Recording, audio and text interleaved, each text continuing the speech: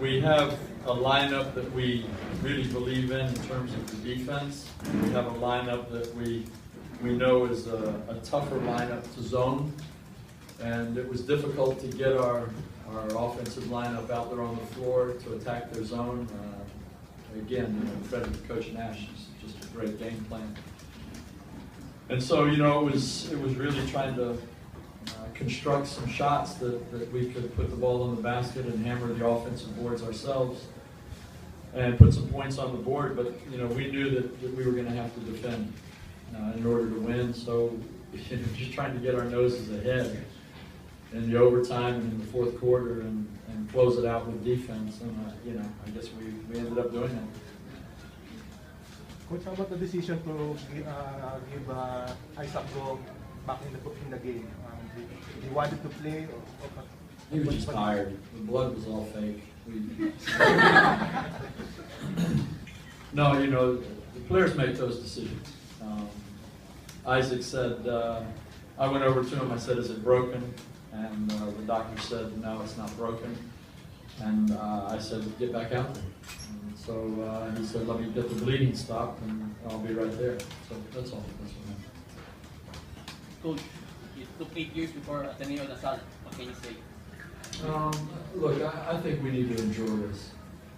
Normally I'm not a big fan of telling the team to enjoy a semifinal win. I think it's, you should really get right down to business with the final. But we've really labored the point this year that this is an incredibly young team.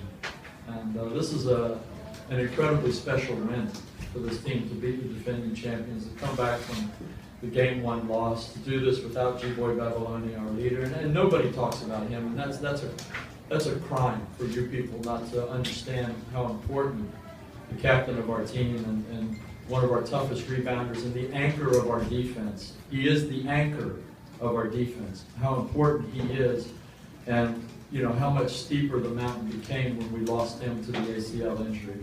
And now, we've got to face, really tough interior lineup with LaSalle, again, without him. But we'll just keep doing what we do. We'll just try to find a way, and we'll see if we can do that. But these guys are going to enjoy this game. They deserve it. They have the right to that. Coach, talk about Isaac's development from day one of the season to now to. It's a really interesting story. When I joined the organization, I looked around and I said, what do we have for big men? And everybody pointed at G-Boy and EK, and nobody said anything about Isaac. And I said, well, what about the big fat kid over there? And they said, well, he can do some things, but he really doesn't have much experience and didn't play much last year. As soon as I saw him play, I said, this kid has something. And I told Isaac, I said, you're not going to eat rice anymore. And he said, but my mom will get upset with me if I don't eat rice. And I said, I'm already upset with you that you're telling me that. So we started to work on his body and we started to work on his mind because the skill set and the intelligence and the confidence were already there. And again, like this team, he's just an evolving commodity. And I think we're going to see some pretty special things from this kid over the next few years.